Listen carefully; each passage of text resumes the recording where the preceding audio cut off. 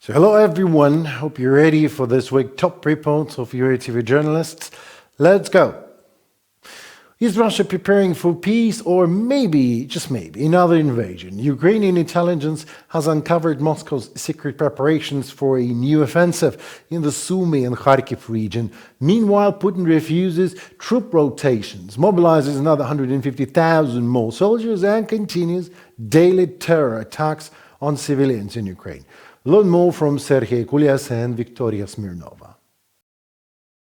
Russia is preparing a new offensive in the Sumy and Kharkiv regions, Ukrainian President Volodymyr Zelenskyy has stated. Moscow had been planning this attack for at least 8 months, but Ukrainian forces disrupted the Russian military strategy with an operation in the Kursk region. Ukrainian intelligence has detected preparations for a large-scale operation, and Kyiv has already shared this information with its allies, Zelenskyy said.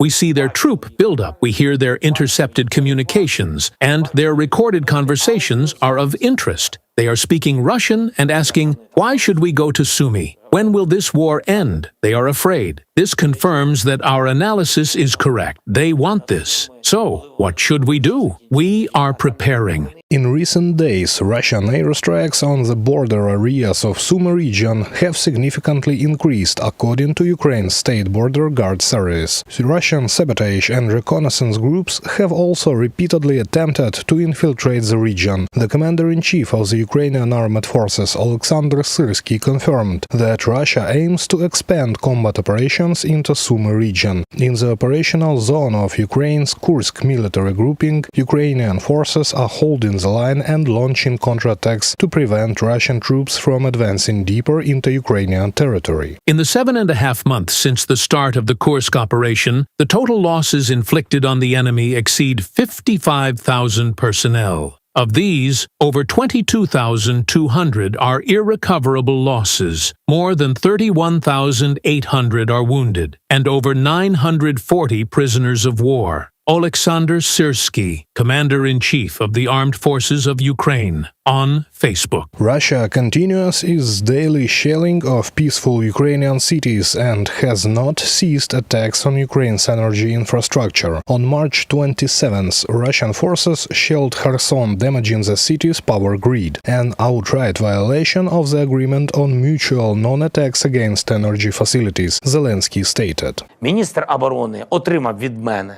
I have ordered the Minister of Defense to prepare evidence which we will present to the United States. After that, we expect a response from the U.S. They assured us that they would react to violations. Russia is deliberately trying to kill as many Ukrainian civilians as possible every night. It launches dozens of drones and densely populated residential areas in major cities like Dnipro and Kharkiv.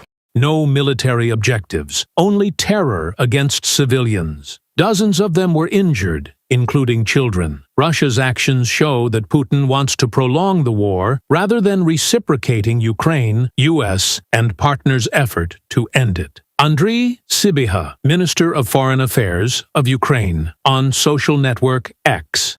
The Russian dictator has announced that there will be no troop rotations and that mobilization will continue. According to Ukrainian intelligence, the Kremlin plans to expand its army by 12 to 15 divisions in 2025, adding roughly 150,000 troops. One key supplier of manpower for Putin's military, apart from Russia's rural regions, is North Korea. In the first 2 months of 2025, Pyongyang reportedly sent at least 3,000 additional soldiers to Russia for the war in Ukraine, according to South Korea's Joint Chiefs of Staff. Their role is to help replenish the losses of the North Korean contingent.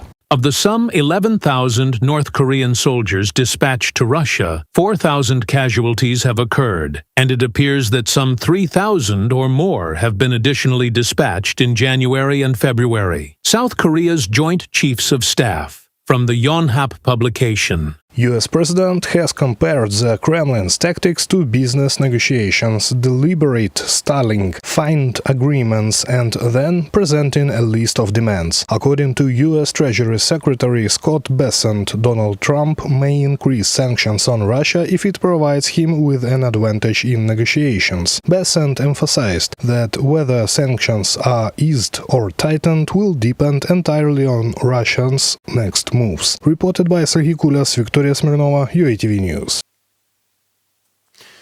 In an escalating international effort, the G5 plus countries, which is Germany, France, Italy, Spain, the United Kingdom and Poland, have expressed their readiness to intensify sanctions against Russia, including freezing its assets. Amidst growing pressure from Ukraine, President Zelenskyy urges for these frozen assets to be seized and used for reconstruction efforts, obviously, while the EU countries to debate the legality and implications of such actions. Oleksandra Zaslavets and Valeriia Nekypelova will report to you more about that. The G5 plus countries, Germany, France, Italy, Spain, the United Kingdom and Poland, have announced their readiness to intensify sanctions against Russia. In a joint statement, the foreign minister of these 6 countries affirmed that they will use all available tools to prevent the Russian Federation from continuing its war against Ukraine. Additionally, they confirmed that Russian assets in Western countries should remain frozen. We remain committed to supporting Ukraine's repair, recovery, and reconstruction in coordination with international partners. We reiterate that Russia's assets should remain immobilized until Russia ceases its war of aggression against Ukraine and compensates it for the damage caused. From the joint statement of the G5 plus foreign ministers on the German Foreign Ministry website. The European Union reached a similar conclusion at the EU summit on March 20th. However, Ukraine continues to push for the confiscation of Russian assets. According to President Volodymyr Zelenskyy, the confiscation should occur soon, as after a potential end to the war, this opportunity might no longer be available. Найбезпечніше The safest option is to take these frozen assets and use them for what Russia has destroyed, restoring logistics, the army, building bomb shelters for children in schools, universities, and hospitals. And there's a lot of this to do. I believe that if we don't find a way not just to freeze, but also to seize these assets, we may end up fighting the Russians for them after the war ends. So, to avoid that, we need to take them while we still have the chance. There is considerable skepticism regarding the confiscation of Russian assets in Berlin and Brussels. Some of the arguments against it are legal, such as the issue of sovereign immunity. Others are market-related, including concerns about the stability of the euro and the attractiveness of the EU investment climate. To avoid the risk of Russia's central bank assets unfreezing and returning to the hands of the Kremlin in July, Europe needs to use the countermeasures argument and put the assets beyond Moscow's reach. This can be done by transferring them to a new vehicle set up in Belgium, with EU governance oversight, and placing the assets' legal title in a trust for Ukraine's benefit.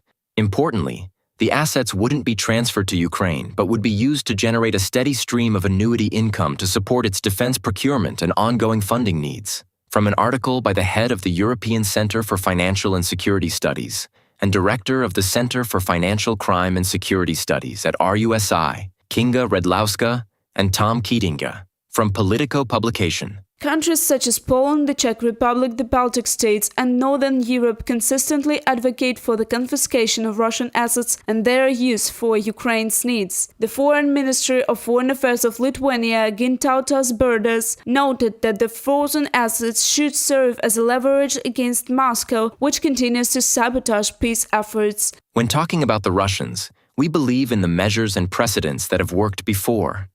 Firm military power, the use of economic sanctions, and using frozen assets as leverage. And if this is the first time in history that Russia behaves differently, I would be very surprised. Gintautas Budrys, Minister of Foreign Affairs of Lithuania, in an interview with RBK Ukraine.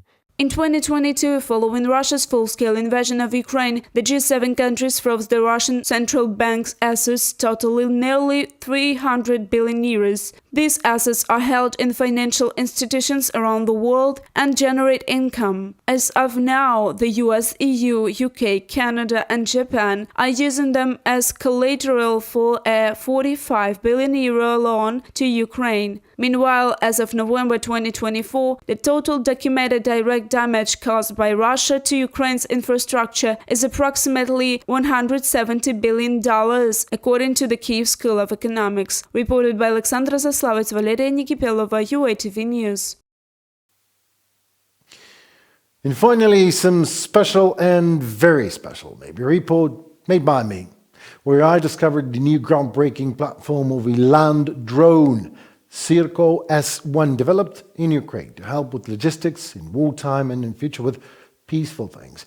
Built with 80% or maybe even more Ukrainian components, this modular drone can transport up to 200 kgs of cargo, navigate extreme conditions and perform demining operations, all while saving lives on the battlefield. With replaceable batteries, infrared cameras and airless tires for rugged terrain, Sirko 1 is a game changer, no less, for military and civilian use alike. Learn more yourself. Hello, my name is Henry Keane and we are UATV English. We are filming in an undisclosed location, of course. We are with Yevgeny. Yes. Yevgeny, hello. It's nice to meet you. Thank you so very much for having us. So, I have a whole bunch of questions. First question, is that Ukrainian drone, right? You made this thing. Yes, this is absolutely Ukrainian drone. It is made in Ukraine. 80% of Ukrainian components are assembled by Ukrainian citizens on the territory of our country. What is this thing capable? It is capable of transporting up to 200 kilograms of cargo for long-range landmines, for difficult, let's say, combat conditions. It can withstand complex vibrations, low, over low temperatures up to -20, -15 degrees Celsius and +40 degrees. It also has variable modules. These are accessories that are placed on a drone, and with the help of these modules, you can change the purpose of this drone.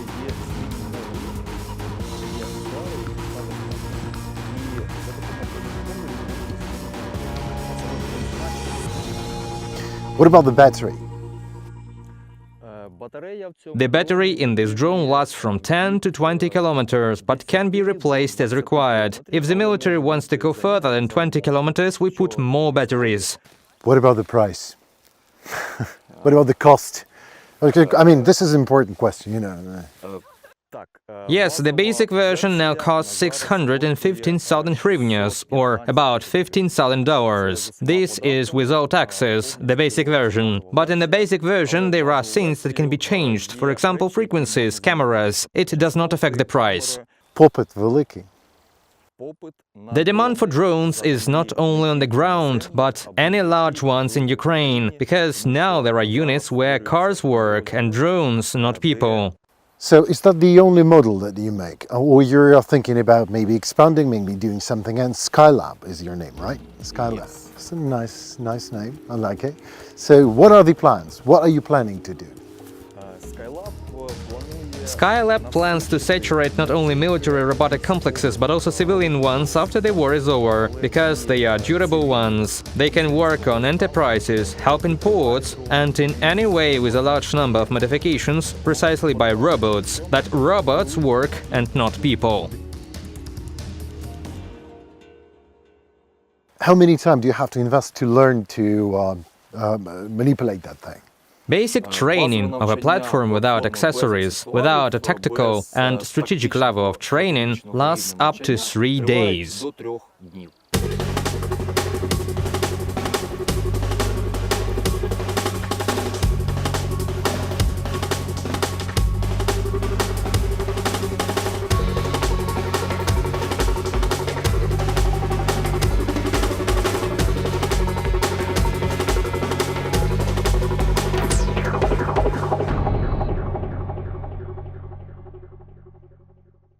Can you please tell us a bit more about the logistics and the work in general, and in particular on the front line?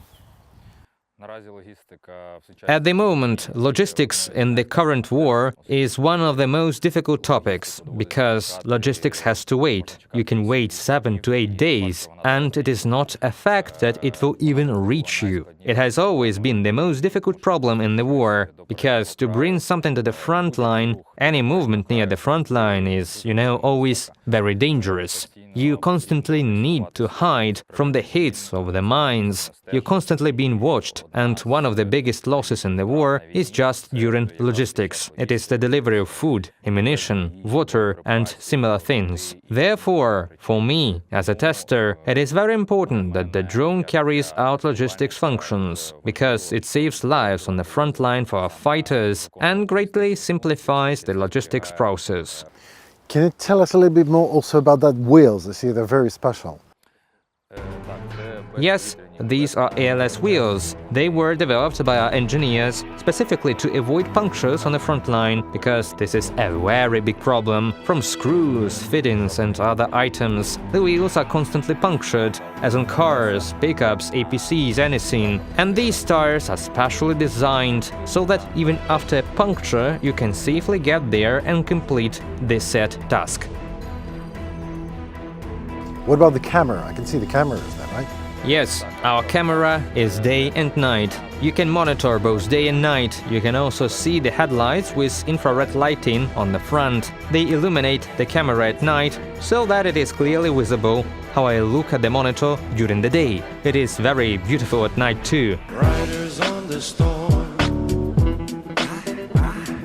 Riders on the storm. Into this house we're born. Sirko 1 has a striking feature, that is, it is modular. Its modules can be removed and delivered. We have some modules as, for example, a miner, sub-miners for TM62 mines designed to mine the territory. We also have a tug which can carry, in principle, any item, and the deminer system which can demine the territory for needs, make a passage for infantry, for example, and in principle for equipment, if several deminers are used. Also, the main advantage of Sirko 1 is that it is very light. It weighs only 72 kilograms, and it is easily lifted by 2 people. Its loading and unloading into pickups or any other vehicle is not a problem. I would also like to say that we have training. I conduct it, as well as it is conducted in the headquarters of the Defense Forces of Ukraine. We are also now creating a collaboration with training centers, which conduct commercial training, and it will also be possible to learn how to drive Sirko there.